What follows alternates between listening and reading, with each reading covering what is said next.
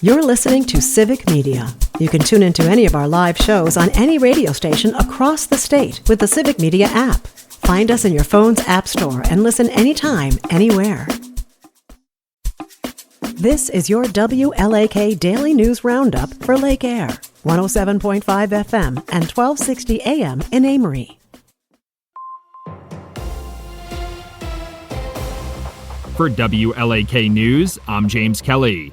A food drive started in Duluth after billionaire Kathy Cargo criticized local residents for questioning her property purchases in Park Point last year is back. The Duluth Cheerio drive began when Cargo was quoted in a Wall Street Journal article saying Mayor Roger Reinhardt peed in his Cheerios when he backed community members asking for more information on her proposed land purchases. The criticisms led Cargill to back out of her plans entirely. Residents took offense to that comment and raised over $50,000 for local organizations like Chum in response.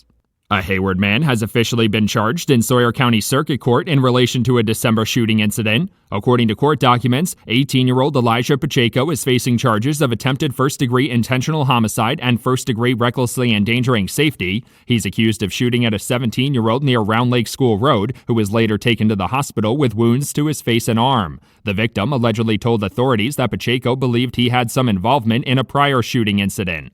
The Wisconsin Department of Natural Resources is reminding local municipalities to submit grant applications for the ATV-UTV Trail Aid projects by April 15th. According to a press release, municipalities can apply for the grant funding to help acquire, develop, and maintain ATV and UTV trails in their communities. Trails available in the spring, summer, and fall could be eligible for as much as $1,000 per mile in maintenance cost reimbursement, and winter-only trails could be eligible for up to $300 per mile. A Barron County judge has ordered that a Rice Lake woman facing up to 15 years in prison for distributing methamphetamine undergo a competency exam. According to court documents, 51-year-old Tiffany Wold Hughes was charged with 2 felony counts of delivery of methamphetamine and 1 count of possession with intent to deliver in July. She entered a not guilty plea at her arraignment in November and was scheduled for a jury trial beginning this week. Instead, the judge ordered her to undergo a competency exam before a May 6th hearing.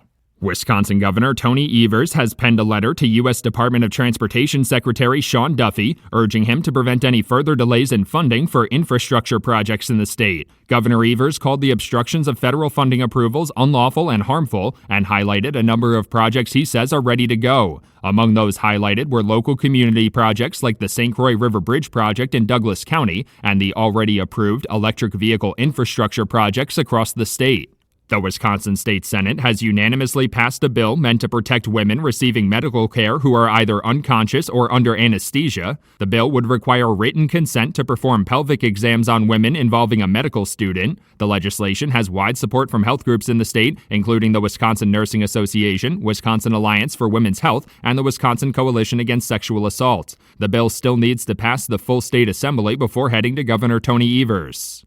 1 person was killed and 2 seriously injured in a Barron County crash on Tuesday morning. According to the Barron County Sheriff's Office, the crash occurred at around 6 a.m. near the intersection of 18th Street and 8.5 Avenue, just south of Barron. A 50-year-old man sitting in the passenger seat was killed in the crash. The 34-year-old driver and a 44-year-old passenger were both flown to Regions Hospital with serious injuries. Authorities say speed was a factor in the crash, which saw the car leave the roadway and roll over into a wooded area. Construction crews have started demolition work for renovations at the Vaughn Public Library in Ashland. The downtown library is undergoing an $8 million renovation project in 2 phases, with its reopening scheduled for next February or March. The renovations will include improved lighting, heating and cooling, and electricity infrastructure. It will also see the introduction of a community gathering place and additional space for library collections. The library will operate out of the former CISA 12 building until renovations are complete. The Wisconsin Department of Agriculture, Trade, and Consumer Protection is now accepting applications for new export expansion grants. According to a press release, the grants are funded through the Wisconsin Initiative for Agricultural Exports and seek to promote the growth of the state's dairy, meat, and crop exports. Meat or crop exports will be eligible for between $25,000 and $50,000 in grant funding. Dairy exports will be eligible for between $25,000 and $100,000. Grant applications must be submitted by April 9th. The Wisconsin Regional Training Partnership will receive $10 million in grant funding to develop a statewide apprenticeship network. According to organization officials, the grant funding will be spread out over 5 years and will focus on underrepresented populations in the state. The Department of Workforce Development reported record numbers for apprenticeships in 2024, supporting industries like construction and manufacturing. The organization's Apprenticeship Pathway Coalition initiative will oversee the funding. For WLAK News, I'm James Kelly. Tournament time for Wisconsin. Hi, I'm Mike Clemens with sports. March Madness, the Badgers in Denver to face Montana today. Now, the city of Milwaukee will also host some tournament games this weekend. Head coach Greg Gard asked if he'd preferred Fiserv Forum instead of Ball Arena in Colorado. I thought we got a really good seed. I understand why we got sent to Denver based on the seed lines, with Kentucky, Texas Tech, Iowa State all ahead of us at the 3 line. So, Sunday didn't matter. I don't think even Saturday mattered in terms of the committee's eyes. I think we were locked. So you turn the page and get ready to go play. Baseball opening day a week from today in New York when the Brewers play the Yankees. One pitcher for the Crew to watch for is 25-year-old right-hander Craig Yoho, who's had a good spring training, but for now is being sent to the minors. It was a good experience. I played well, a lot of confidence going into the season, and that's where I want to be. And, I want to be helping the team win as much as possible this season. And so, when my time comes, I'll be ready for it. That's Brewers pitcher Craig Yoho with Sports. I'm Mike Clemens.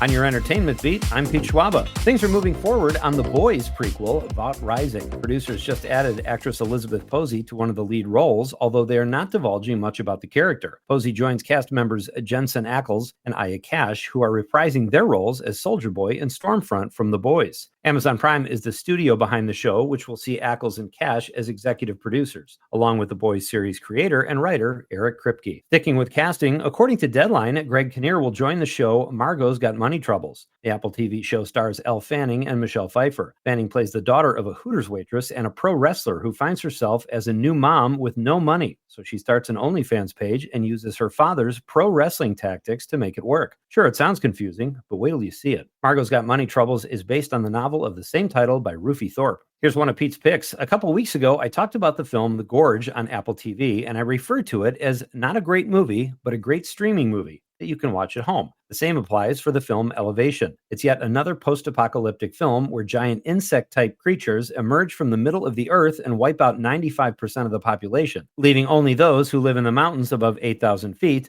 due to the fact that the creatures cannot survive at that altitude. The film is well cast, well acted, and has some pretty harrowing moments as star Anthony Mackie has to descend below 8,000 feet in search of inhalers for his son who has asthma. Not a bad watch, and I do recommend. For those of you eagerly awaiting Season 4 of Ted Lasso, if your favorite character was Lasso's son Henry, you'll be disappointed to know that the show will recast the role played by Gus Turner, who played the role for 3 seasons. On the bright side, if you're an actor and can pull off playing a 12-year-old, this could be your big breakthrough. If you're headed to the theaters this weekend, here are some moving pictures to consider. Disney's live-action version of Snow White is called Disney's Snow White. The film stars Rachel Zegler as Snow White and Gal Gadot as the evil witch, and it's packed with Snow White pals Bashful, Doc, Sleepy, and the gang. The story might be an age-old Disney favorite, but this new iteration is pulling only a 45% on Rotten Tomatoes. Not good when you mess up a classic. Here are a couple suggestions for films that are reviewing well. Sci-fi horror film Ash is the story of a woman who wakes up on a foreign planet only to find her crew has been murdered. The film has been called riveting and is pulling an 84% on Rotten Tomatoes. Magazine Dreams also has excellent reviews. The drama tells the story of a bodybuilder pursuing his dream of being on the cover of muscle magazines, but struggles with loneliness. Let's have fun at the movies.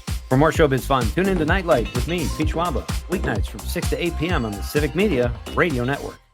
It is going to be mostly sunny today with a high in the low to mid-40s this afternoon. The wind will be west to northwest at 5 to 15. Tonight, mid to upper 20s. Tomorrow, mostly cloudy. A few sprinkles in the afternoon with a high in the low 50s.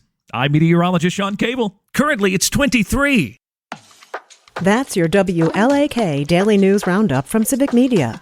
Subscribe to this podcast on Spotify, Apple, or wherever you find your podcasts. Find more news at lakeair.radio.